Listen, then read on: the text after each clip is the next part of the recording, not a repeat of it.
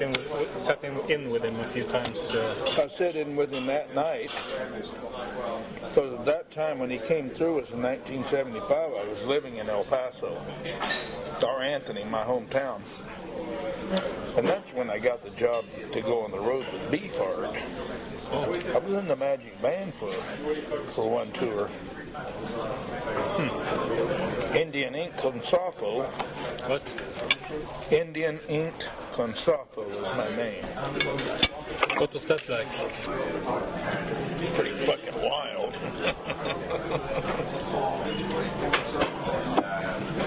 We rehearsed for seven weeks, 7 days a week, 12 hours a day in Hollywood, and in the rehearsal room of Zappa's record company, Discreet. And we maybe rehearsed 1.5 or 2 hours out of those 12 hours. The rest of the time was listening to him bullshit, which he did, or we had to go with him to the Brown Derby on Sunset and Vine, and go in and drink coffee all afternoon while he drew pictures of people coming into the Brown Derby. Now we all had to go, the band, sit around, and that's what we did. That was part of the training. That was part of the training, I guess. Well, anyway, after 7 weeks, we went. The first gig was a television show for public radio, for public television, called Soundstage. A very famous show in America. They had the best artists on there, man. It was on a university campus, and it had a really good studio, and it had a really good facility for recording. So we got to Chicago the day before the television show, because we had a rehearsal. We had to do a rehearsal for the television, so we could get the sound right and get all, and everything done, and that we would leave the equipment there all set up, and it's not a problem. We get there. He couldn't remember one word to any of his songs that he wrote.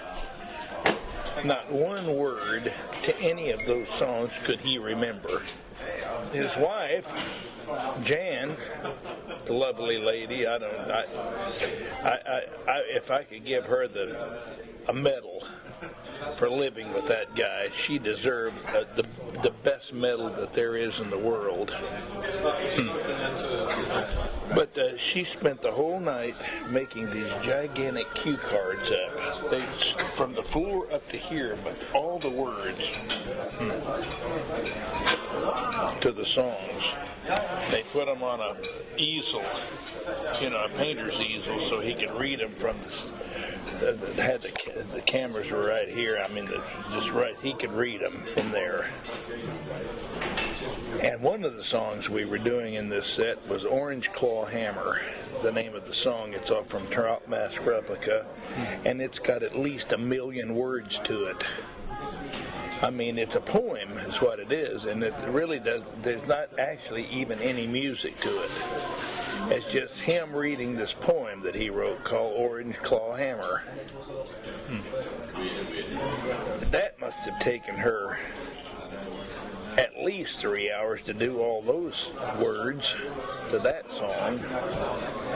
But she made all these cards up, and she took them off as the songs were going on. She knows the songs better than he does.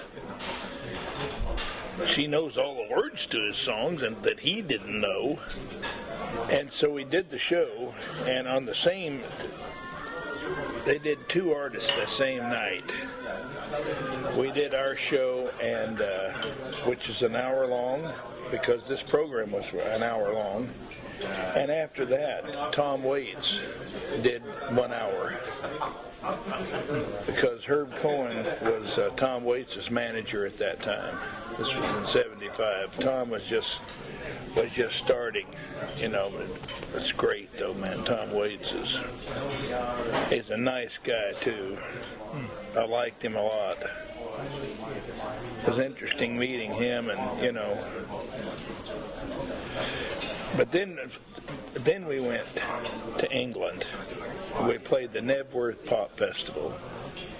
260,000 people at a one-day festival in Knebworth, the little town of Knebworth, England.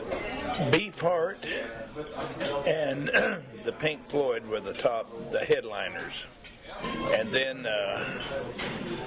the Fairport Convention played that day, and also Steve Miller. What's Steve Miller? The Space Cowboy, the guy that did Steve Miller. I'm not familiar with it. Famous guy from America. Sold millions of records. I'm a Space Cowboy was one of his hits, and he had a lot of hits. Anyway, he was on the bill with us. That was a great show, man. And then we went back to L.A. and played at the Roxy 2 nights.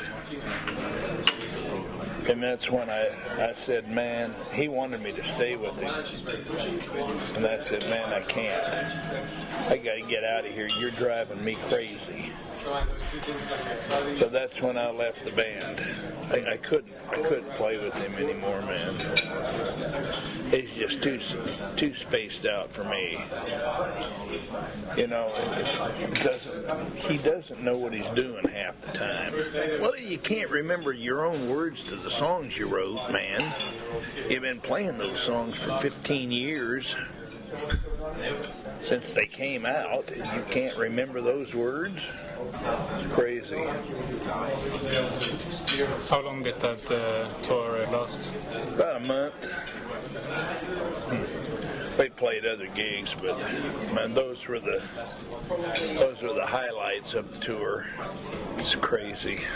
And still at the Roxy. Still couldn't remember the words after doing the whole tour. We took the cue cards, went with us everywhere. Unbelievable, man. It was an experience.